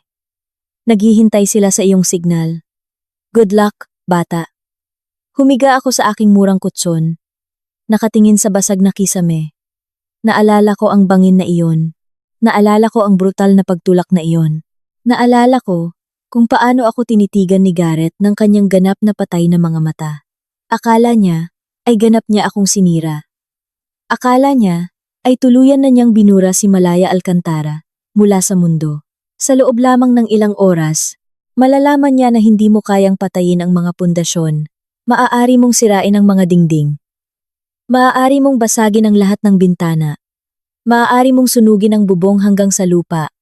Ngunit ang matibay na pundasyon ay mananatili sa lugar. At sa mga pundasyon na iyon, balak kong itayo ang kanyang personal na kulungan. Unti-unting lumubog ang araw sa lungsod. Naglalagay ng mahabang anino sa sahig. Ito ang aking huling gabi sa pagtatago. Ipikit ko ang aking mga mata at bumulong sa dilim. Magkita tayo sa altar, mahal. Sabi nila, ang kaaway ng aking kaaway ay ang aking kaibigan. Ngunit sa partikular na kasong ito, ang pinakamalaking kaaway ng aking kaaway ay ang kanyang sariling higanting ego. Si Sabrina ay palaging may matinding insecurity. Mula sa mga insecurity na ito nagmula ang kanyang kakilakilabot na kalupitan. Kailangan siyang palaging ang pinakamaganda, ang pinakamayaman, ang pinakamamahal ng lahat. Alam na alam ni Garrett ito, at ginamit niya ito sa kanyang kalamangan sa loob ng maraming taon. Perpektong minamanipula ang kanyang kalooban. Ngunit ngayon, ang biolin na iyan ay lubos na wala sa tono, at ang musika na malapit ng tumunog ay magiging lubhang hindi kaaya-aya. Ang umaga ng araw ng kasal ay maliwanag at walang ulap, isang malupit na kaibahan sa bagyo na patuloy na nagngangalit sa aking puso. Gumising ako sa madaling araw. Ngunit wala na akong takot o pagkabalisa. Sinamahan lamang ako ng isang kakaiba, nagyayelong at labis na malinaw na pag-iisip. Naligo ako at sinabon ang aking balat, hanggang sa maging rosas, na parang nililinis ko ang mga huling bakas ng aking pagtatago, takot, at pagiging walang laban na biktima. Pinatuyo ko ang aking maikling platinum na buhok. Inayos ito sa isang napakamoderno, matalim na paraan. Ito ay isang tunay na hairstyle ng mandirigma.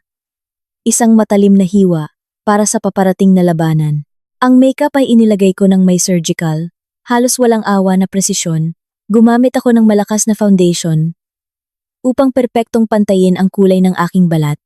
At sa tulong ng contouring, ay mas matalas kong tinukoy ang mga features ng aking cheekbones. Naglagay ako ng matingkad na kulay dugo na pula sa aking labi. Sa pagkakataong ito, hindi ko sinubukan na itago ang malalim na pilat sa aking pisngi. Sa kabaligtaran, binigyan ko ito ng matinding diin sa highlighter na nagpapakinang dito sa liwanag.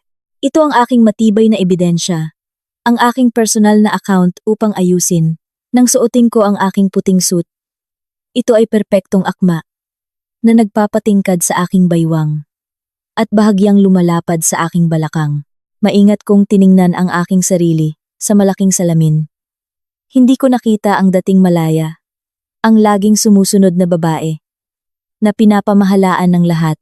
Hindi ko nakita ang babae na walang tigil na humihingi ng tawad para sa pagiging buhay at pagkuha ng espasyo sa mundo. Sa halip, isang ganap na estranghero, mapanganib na tao ang nakatingin sa akin mula sa salamin. Dumating si Donovan para sa akin ng eksakto 10:00 ng umaga sa isang malaking itim na SUV na may malalim na tinted na bintana. Nakasuot siya ng kanyang pinakamagandang, perpektong ginupit na suit sa korte. Mukha siyang napakagalang dito, isang matangkad, kulay abo na lalaki, na mukhang handa nang pumunta sa korte at ipatawag ang Diyos mismo bilang saksi. Mukha kang, tumigil siya sandali, at sa kanyang mga mata, sa tanawing iyon, ay lumitaw ang tunay na luha ng emosyon. Mukha ka mismo sa iyong ama, sa araw na nanalo siya sa kanyang pinakamalaki at pinakamahalagang kaso sa kanyang buhay. At ganoon mismo ang nararamdaman ko ngayon. Tahimik kong sagot. Sumandig ng malalim sa komportableng leather passenger seat. Nakadeploy na ang pulisya sa buong paligid ng venue ng seremonya. Maikling iniulat ni Donovan. Habang nagmamaneho kami, umiikot sa mga kalye ng lungsod. Naka-civilian ang mga pulis. Naghalo sila sa karamihan ng tao bilang security ng hotel. Hindi sila gagawa ng anumang marahas na galaw hanggang sa bigyan ka ng malinaw na signal, o hanggang sa tangkain ni Garrett na tumakas ng desperado. Hindi siya tatakas. Sagot ko ng may buong pananalig. Masyado siyang hambog at mapagmataas para gawin iyan. Lubos siyang naniniwala na nanalo na siya sa larong ito. Dumating kami sa Grand Meridian Hotel. Ito ay isang napakaluho, labis na maluho, at halos kitschy na gusali. Eksakto sa estilo na pinakagusto ni Sabrina sa mundo. Ang buong parking lot sa harap ng pasukan ay punong-puno ng mga mamahaling kotse ng pinakamahal na tatak. May mga mausisa ng paparazzi na gumagala sa mga kalapit na palumpong, naghahanap ng kahit isang shot ng isang sirang. Trahedya na nobyo na sa ilalim ng napakasakit na mga pangyayari, ay sumusubok na muling hanapin ang kanyang kaligayahan. Handa ka na ba? Tanong ni Donovan nang iparada namin ang kotse sa likuran ng gusali sa delivery area. Malayo sa mga prying eyes ng iba. Higit pa sa dati, matigas kong sagot. Naghintay pa kami sandali sa loob ng SUV. Maingat na pinapanood ang live feed sa tablet ni Donovan. Nagsisimula na ang seremonya. Nakita ko ang aking madrasta na si Brenda, na nakaupo sa unang hanay at umiiyak ng mga peking luha sa isang malaking panyo. May suot na sombrero na mukhang isang malaking patay na ibon. Nakita ko si Garrett na nakatayo ng buong pagmamalaki sa altar. Pinagpapawisan siya ng matindi. Ang kanyang katawan ay nanginginig sa nerbiyos at mukha siyang isang bilanggong naghihintay ng parusa ng firing squad. At pagkatapos ay pumasok si Sabrina sa silid ng may kagandahan. Mabagal na naglalakad sa altar. Kailangan kong aminin na mukha siyang napakaganda. Ngunit ito ay isang kagandahan na ganap na walang laman at walang kaluluwa. Mukha siyang mapagmataas, halos matagumpay. At ang isang napakababang, mayabang na ngiti ay hindi nawala sa kanyang mukha.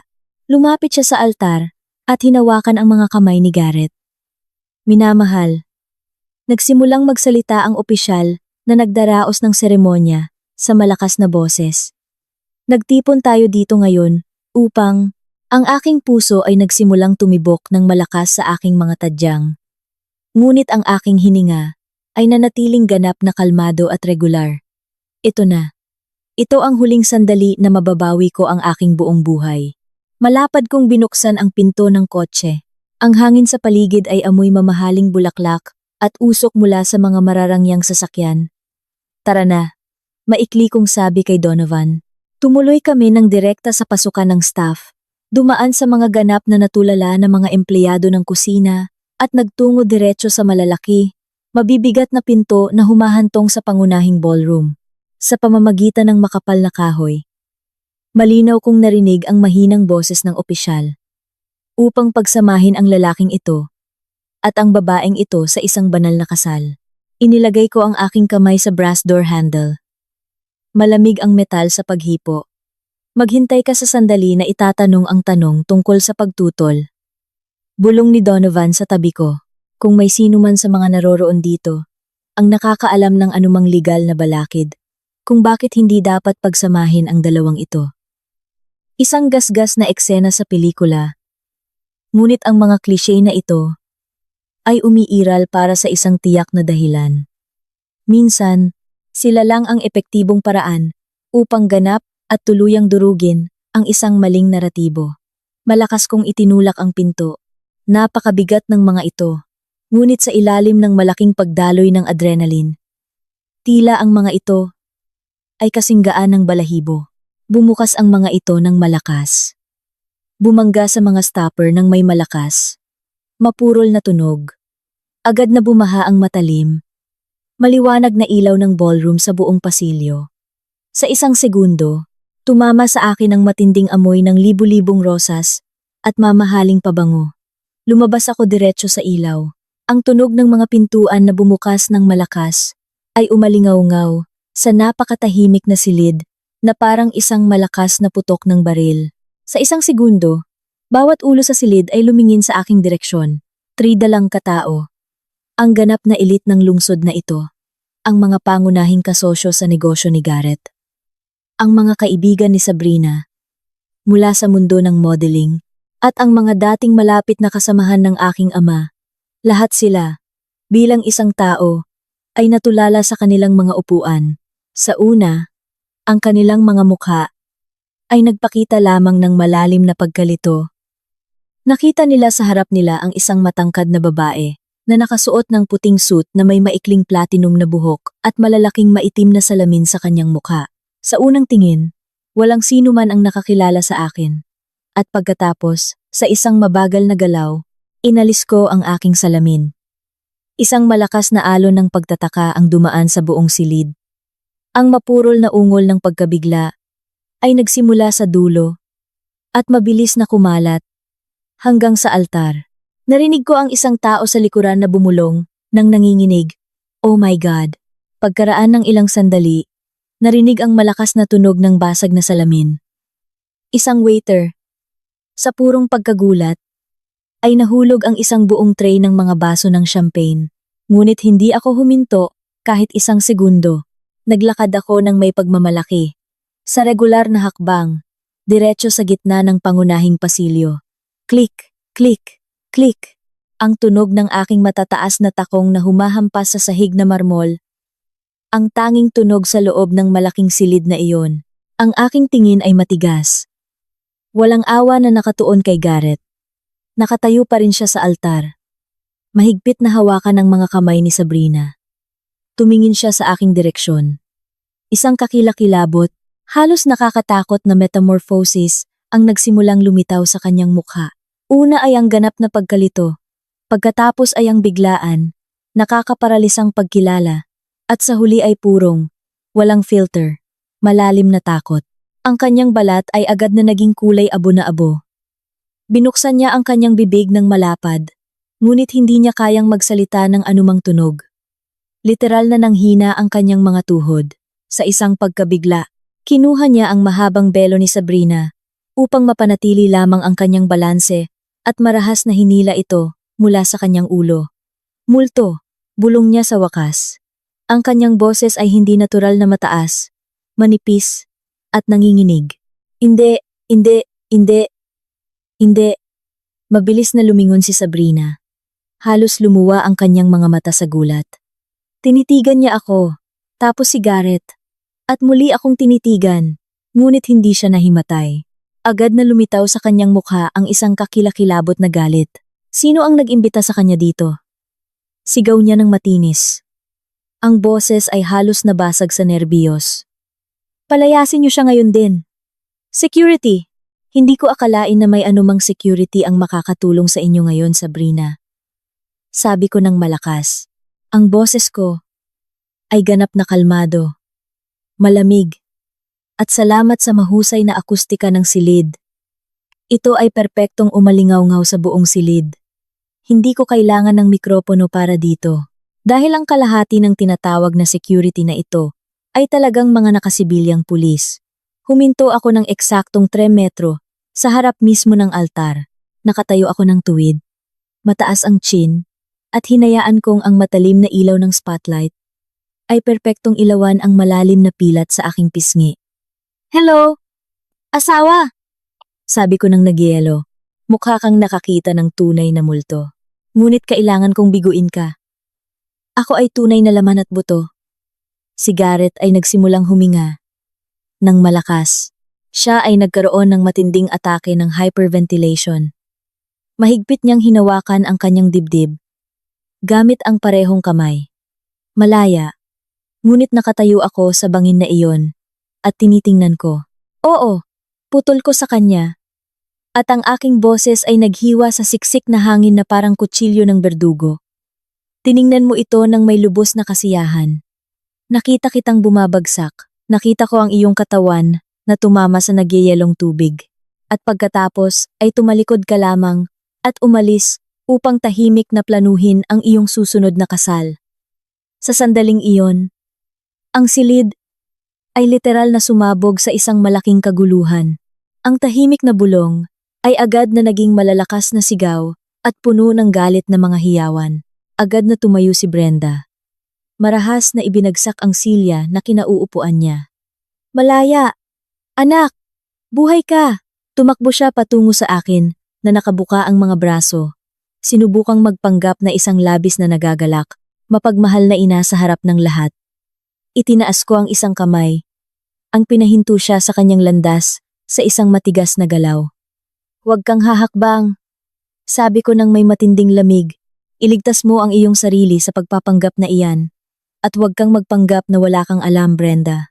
Alam na alam ko na, sa sandaling ito, ay nag-aalala ka lamang tungkol sa kung sino ang magbabayad para sa iyong mamahaling membership sa golf club. Bumalik ako kay Garrett. Bumagsak siya sa kanyang mga tuhod, nakaupo sa mga hagdan patungo sa altar. At nerbiyos na hinila ang kwelyo ng kanyang shirt, na biglang naging labis na masikip. Ngunit paano? Hirap niyang tanong. Paano ka nakatayo dito? Karma. Garrett. Sagot ko, mabagal na lumalapit sa kanya. Karma, at isang napakatibay, makapal na lambat pangisda. Tiningnan ko ang mga mata ni Sabrina. Nanginginig siya ng husto. Ngunit ang kanyang tingin ay paikot-ikot sa silid, desperadong naghahanap ng anumang emergency exit. Wala kang karapatang gawin ito. Bulong niya, nang galit sa pamamagitan ng kanyang mga ngipin. Ito ang araw ko. Hindi kailanman naging araw mo. Sabrina, kalmado kong sagot. Ito ay ang aking sariling libing, na nagbalat kayo bilang isang malaking kasal, at nagpasya lang akong dumalo mismo. Kinuha ko ang aking kamay sa bulsa ng aking suit at inilabas ang isang maliit na itim na remote control. Itinutok ko ito diretso sa malaking projection screen na nakasabit sa likod ng altar, kung saan ipinapakita ang isang boring na palabas ng di umano'y malaking kwento ng pag-ibig ni Garrett at Sabrina. Gusto mong ipakita sa lahat ng mga bisita ang isang espesyal na pelikula, Garrett? Tanong ko nang may mapanudyong ngiti. Minabuti kong ako na mismo ang mag-update sa file na ito, na may ilang napakahalagang detalye. Nagkaroon ng ganap na katahimikan sa silid, na parang sa isang libingan. Napasinghap ang bawat isa. Sa mga naroroon, tinitigan ni Garrett ang maliit na remote control sa aking kamay, nang may parehong takot na tinitigan ng isang sentensyadong kamatayan ang lever ng electric chair. Ngumiti ako sa kanya ng malapad, ngunit ito ay isang ngiti na kasing lamig ng yelo. Ngayon, pakinggan ninyo kung paano nagpatuloy ang kwentong ito. Pinindot ko ang button. Ang screen sa itaas ng altar ay mabilis na kumislap. Ang matamis na romantikong musika ng gitara na nagpe-play sa background ay agad na nawala. Pinalitan ng isang malakas na static, at pagkatapos ay binaha ang buong silid ng isang malakas, napakalinaw na tunog. Paalam, malaya, ito ang boses ni Garrett. Malalim, malinaw, at ganap na hindi malito sa iba. Pagkatapos, lumabas ang isang imahe sa screen. Ang footage ay medyo malabo. Kinunan mula sa malaking distansya. Ngunit ang lahat ay malinaw na nakikita. Ito ay video materials na himalang nakuha ng private detective ni Donovan mula sa memory card ng drone ng isang turista na gumagala sa lugar noong araw na iyon. Isang kamanghamanghang swerte na hindi ko kailanman nabanggit sa sinuman hanggang ngayon. Malinaw na ipinakita ng pelikula ang dalawang silweta na nakatayo sa gilid ng isang mataas na bangin. Sa isang punto, ang isa sa kanila ay buong lakas na itinulak ang isa sa bangin. Isang malakas at malakas na ungol ng takot ang dumaan sa buong ballroom. Literal na natulala ang mga tao, na parang ang lahat ng hangin ay biglang nawala mula sa silid. Pagkatapos ng ilang sandali, nagbago ang imahe sa screen. Sa pagkakataong ito, lumabas ang footage mula sa mga kamera sa hallway. Mula sa gabing perpektong ginampanan ko ang papel ng isang mapaghiganti na multo sa harap nila. Nakita kitang bumagsak. Nakita kitang namatay. Ang boses ni Garrett ay literal na umuungal mula sa malalakas na speaker, binago ng matinding takot at kabaliwan. Ginawa ko lang iyon para sa pera. Ayaw kong patuloy na kailanganin ka. Agad na lumipat ang pelikula sa susunod na eksena. Ang recording ng aming marahas na pagtatalo sa kusina sa pagitan ni Garrett at Sabrina. Kung ako ay babagsak, Sabrina, sasama ka sa akin. Tinulungan mo akong planuhin ito. Ikaw ay kasabwat sa pagpatay. Sa puntong iyon, pinindot ko ang pause button. Huminto ang imahe sa mukha ni Garrett na nakakunot sa isang kakilakilabot na galit habang mahigpit at masakit niyang hinahawakan ang pulso ni Sabrina. Dahan-dahan kong ibinaba ang aking kamay na may remote. Ang katahimikan na bumaba sa malaking silid na iyon ay hindi kapanipaniwalang mabigat, siksik, at halos nakakaparalisa. Kung may isang maliit na pin na bumagsak sa sahig ngayon, maririnig ito ng lahat. Maingat akong tumingin sa mga mukha ng mga bisita. Nakita ko sa kanila ang kabuang pagkabigla, hindi paniniwala, at malalim, walang hangganang pagkasuklam. Ang mga dating kasosyo sa negosyo ng aking ama ay nakatingin kay Garrett nang may purong, walang filter na paghamak at pagkamuhi. Mga Ginoo at ginang. Nagsimula ako. At ang aking boses ay hindi nanginginig ni isang segundo. Lubos akong humihingi ng paumanhin sa pagkaantala ng napakagandang pagtitipong ito. Ngunit naniwala ako na dapat ninyong malaman ang katotohanan. Ang lalaking ikakasal sa mismong minutong ito ay ang aking legal na asawa. At ang nobya ay ang kanyang direktang kasabwat sa tangkang pagpatay sa akin. Umiiyak na ng tuluyan si Garrett. Nakayuko at mukhang kahabag-habag na nakaluhod sa hagdan ng altar. Sumuko na siya sa kanyang tadhana. Wala na siyang kahit kaunting lakas upang lumaban. Sira na ang kanyang pagkatao. Ngunit si Sabrina ay ibang klase ng walang awang manlalaro. Sa isang iglap, naintindihan niya na ang kanilang barko ay tuluyan ng lumubog at hinding-hindi niya hahayaang sumama siya sa paglubog nito. Sa isang segundo, humarap siya at dinaluhong ang nakahigang si Garrett. Nagsimula siyang sumipa nang walang habas gamit ang kanyang mamahaling satin na sapatos na may mataas na takong. Hayop ka! Sigaw niya sa buong lakas ng kanyang boses na napakatulis at nakakarindi. Sinabi mo sa akin na aksidente lang iyon. Nangako ka na nadulas lang siya. At nahulog. Sabrina, tumigil ka. Maikli kong sabi. Nakakaramdam lamang ng labis na pagkainip sa buong palabas na ito. Narinig nating lahat ng malinaw ang recording na iyon. Ikaw mismo ang nagmanman sa lugar na iyon at nag-inspeksyon sa paligid. Ikaw ang bumili ng mga tiket. Pinuwersa niya ako. Sigaw ni Sabrina. Humarap sa gulat na madla, habang ang itim na maskara ay humahalo sa mga luha ng galit sa kanyang mga pisngi. Inabuso niya ako. Nang emosyonal, binantaan niya ako ng kamatayan. Natatakot ako para sa sarili kong buhay. Hindi ko naman talaga gustong magpakasal sa kanya. Nagmamakaawa ako. Tulungan ninyo ako. Parang hindi ka naman mukhang takot o pinilit ng nakangiti ka. Nang napakalapad habang ginagastos mo ang aking pinaghirapang pera para sa bagong pulang Porsche na iyon. Wika ko ng may halong matinding kabalintunaan. Pinuwersa niya ako. Patuloy niyang pag-iyak. Umaarte. Bilang walang laban na biktima, na parang karapat-dapat sa pinakamataas na parangal sa pag-arte. Sa sandaling ito, sa wakas ay itinaas ni Garrett ang kanyang ulo. Ang kanyang mga mata ay pulang-pula. Puno ng purong kabaliwan at poot. Ikaw na walang hiya. Dura niya nang may galit kay Sabrina. Ito ay sarili mong ideya. Ikaw mismo ang nagsabi na kapag nawala siya sa mundong ito ng tuluyan, magiging atin na ang lahat ng ito. Ikaw ang walang tigil na nagbulong ng lason sa aking mga tainga, tungkol sa kung paano niya ako hinahamak at minaliit palagi. Sinungaling! Sigaw ni Sabrina, at buong lakas siyang dinaluhong. Sinusubukang kalmutin ang kanyang buong mukha gamit ang kanyang mga kuko. Ito ay kahabag-habag. Ito ay nakakadiri. Ito ang naging huli at nakakahiyang katapusan ng kanilang marangyang maskara. Sapat na iyan, bigla narinig ang isang malalim at malakas na boses. Humakbang si Donovan pasulong at sa likod niya ay pumasok ang 6 na nakasibilyang pulis na sabay-sabay na nagpakita ng kanilang mga badge. Garrett Santos, Sabrina Alcantara, malakas na anunsyo ng nangungunang opisyal. Kayo ay arestado sa sandaling ito sa ilalim ng mga akusasyon ng sabwatan sa tangkang pagpatay, malawakang pandaraya sa seguro, at pagnanakaw ng ari-arian na may malaking halaga. Agad na umakyat ang mga opisyal sa hagdan ng altar. Itinayo nila si Garrett mula sa sahig.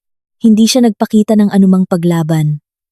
Habang pinopusasan ang kanyang mga kamay sa likod gamit ang bakal na posas, tumingin siya sa akin sa huling pagkakataon. Malaya. Bulong niya na halos hindi marinig. Minahal talaga kita noon. Tiningnan ko siya ng diretso sa kanyang pagod na mga mata. Hindi, Garrett. Sagot ko ng mahinahon at may malalim na kapayapaan. Minahal mo lang ang pakiramdam na kapag kasama ko ako, pakiramdam mo ay isa kang mahalaga at iginagalang na tao. Magkaibang bagay iyan. Agad siyang hinila ng mga pulis patungo sa labasan. Hindi naging madali ang pag-aresto kay Sabrina. Sumigaw siya ng buong lakas. Nagpupumiglas sa lahat ng direksyon at nagbabanta na idedemanda ang lahat ng tao sa loob ng silid na ito. Mama, gumawa ka ng paraan. Tulungan mo ako. Sigaw niya sa kanyang ina. Si Brenda ay nakatayo sa unang hanay. Mahigpit na hawak ang kanyang mamahaling bag sa kanyang mga kamay. Tiningnan niya ang kanyang sariling anak na ngayon ay pinoposasan na ng mga pulis.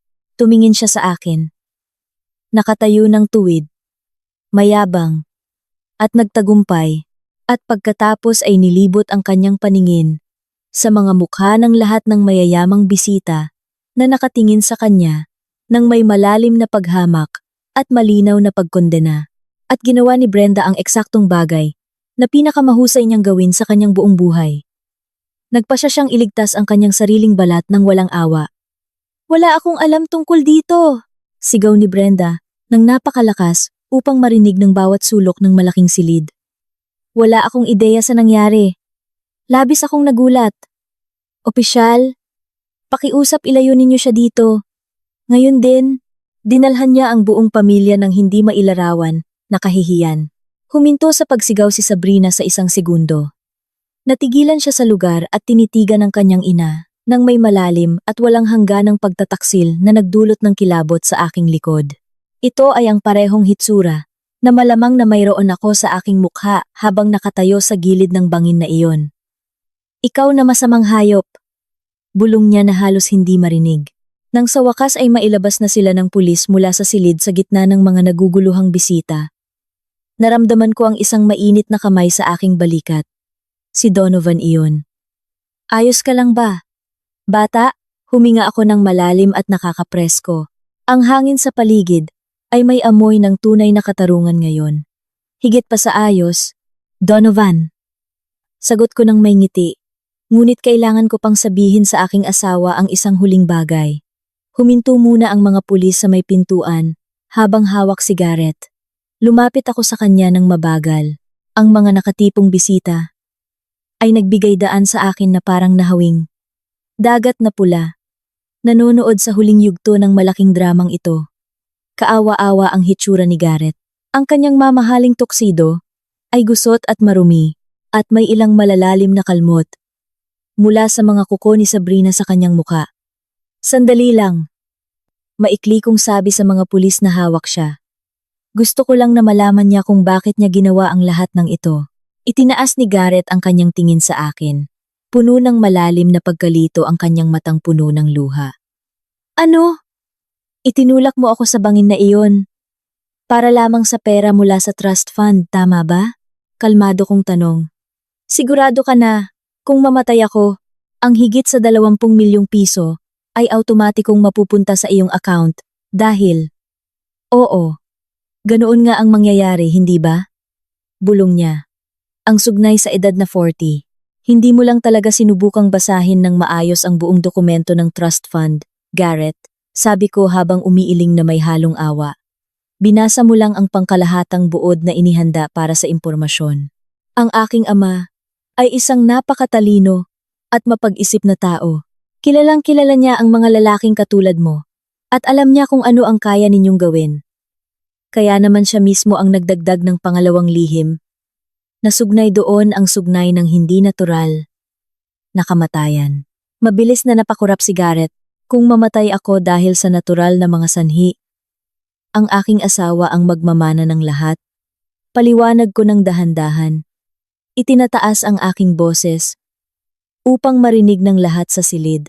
Ngunit kung mamatay ako sa ilalim ng anumang kahina-hinalang kalagayan o kung mayroong kahit kaunting hinala ng pagkakasangkot ng ibang tao, ang buong trust fund ay ganap na mawawalan ng bisa sa mismong segundong iyon at bawat isang piso ay direktang mapupunta sa account ng isang pundasyon na sumusuporta sa mga kababaihang biktima ng karahasan sa tahanan.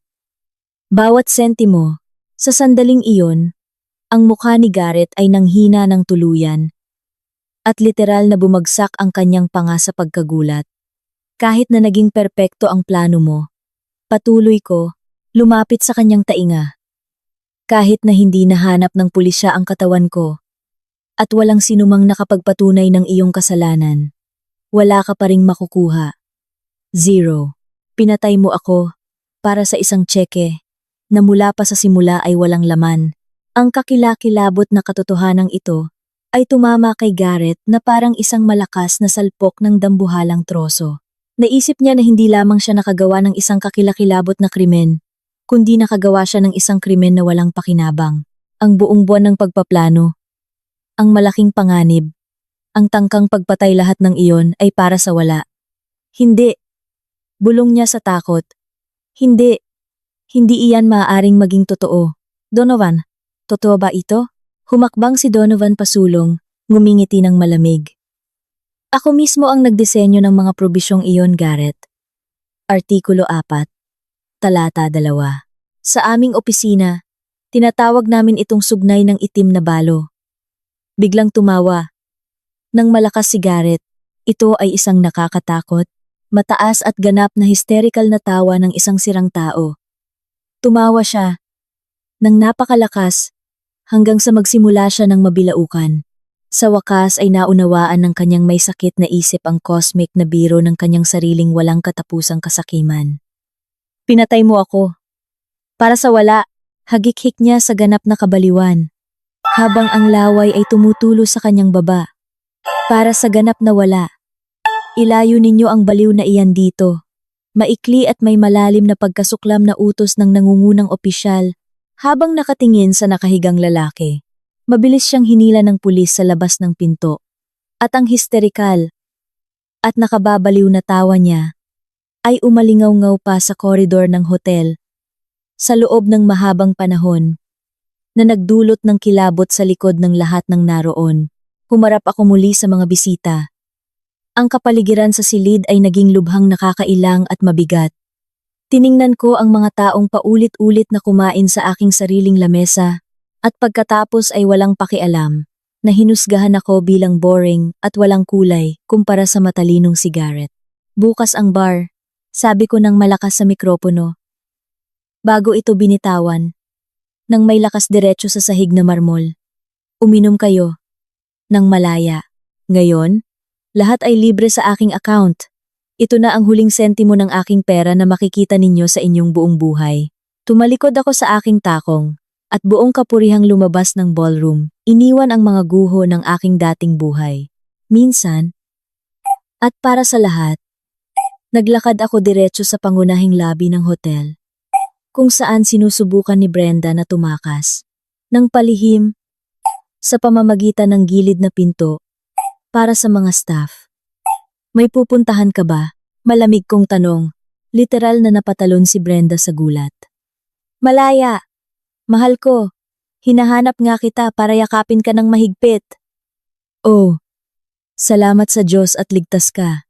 Inabot niya ang kanyang mga kamay sa akin. Sinusubukang yakapin ako. Agad akong umatras ng isang hakbang. Huwag mo na akong simulang lokohin, Brenda. Sabi ko, na may malalim na pagod sa aking boses. Ang sirkong ito ay tapos na. Malaya, kailangan mong maniwalang sa akin. Nagmamakaawa ako. Simula niyang mag-iiyak, habang ang kanyang tingin ay nerbyosong umiikot sa buong silid. Wala talaga akong ideya kung ano ang pinaplano ng dalawang iyon sa likod ko. Biktima rin ako rito. Si Sabrina ay talagang masama na mula pa noong bata siya at palaging nagdadala ng problema. Ngunit ikaw at ako, tayo ay tunay na pamilya. Hindi tayo pamilya, maikli kong putol. Ang tunay na pamilya ay hindi nagtatrato sa kanyang anak-anakan bilang libreng katulong. Ang tunay na pamilya ay hindi nagnanakaw ng pondo sa kolehiyo ng isang bata. At ang tunay na pamilya ay tiyak na hindi sumusubok na makinabang sa pagpatay sa sarili nilang kamag-anak. Pero wala na akong mapupuntahan. Iyak ni Brenda. Kinansela na namin ni Sabrina ang upa sa aming apartment upang permanenteng lumipat sa iyong malaking villa.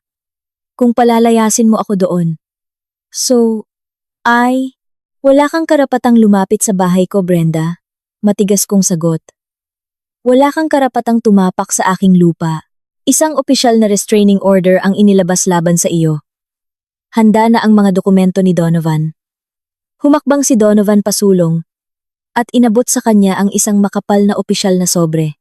Mayroon ka lamang eksaktong 24 oras upang kunin ang lahat ng iyong personal na kagamitan mula sa guest house. Sabi ni Donovan nang may kalmado.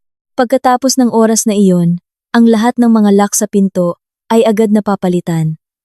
At babalaan kita, Brenda, kung subukan mong makipag-ugnayan kay Malaya, kahit isang beses pa, ako mismo ang mag-uutos ng buong pagsisiyasat sa buwis at pag-audit sa bawat pisong ginastos mo mula sa trust fund o pamana ng kanyang ama sa nakalipas na 10 taon. At sinisiguro ko sa iyo na makakahanap kami ng malaking pandaraya doon. Sa isang segundo, namuti ang mukha ni Brenda na parang pader. Sa isang biglaang hila, inagaw niya ang sobre mula sa kamay nito at nang walang salita ay nagmamadaling tumakbo palayo. Walang yakap. Walang kahit isang salita ng paghingi ng paumanhin. Ang mahalaga lamang ay ang iligtas ang kanyang sarili. Pinanood ko siyang mawala sa likod ng mga pinto. Hindi ako nakaramdam ng malaking tagumpay o kagalakan. Sa sandaling iyon, pakiramdam ko lang ay parang nagtapon ako ng isang malaking bag ng mabahong basura sa labas ng bahay. Ito ay isang aksyon na ganap na kinakailangan. Ngunit walang anumang kasiyahan. Ayos ka lang ba? Tanong muli ni Donovan. Nakatingin sa akin. Nang may pag-aalala, pagod na pagod ako. Tahimik kong inamin. Nararamdaman ang pagbaba ng lahat ng adrenaline.